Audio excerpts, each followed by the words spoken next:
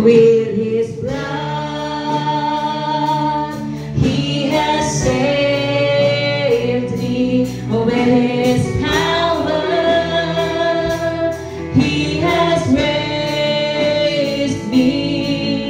To God be the glory for the things He has done.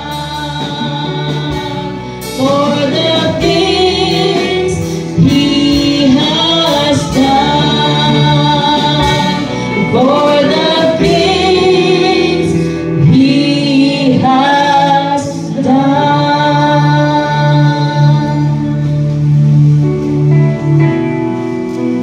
Let's pray. Heavenly Father, daghan kayo salamat Ginoo. So once again, Lord, ibigay nga na kay gibuhat o istorya ka Ginoo sa matag kasing-kasing simukatawhan ka niya kabuntagon Ginoo. Lord, whatever man Lord ako ang na-learn this morning, whatever man Lord ang gibutaw sa mga kasing-kasing, we pray Lord, hindi na siya makawag sa kaaway. Magpabiling na pagtulunan Lord na hantod sa hantod Ginoo sa among pagpuyo diri sa kalibutan o God. Lord, salamat sa imong word, sa padayon mo pag-encourage ka nako, sa pag-rebuke o God, that Lord, in every of our pain, Lord, nga ginagian na ato yung purpose ng tanan o God. And we pray nga padayon minimo mo ang panalangin Lord sa mga pain nga mo ang ginaagian Ginoong Diyos.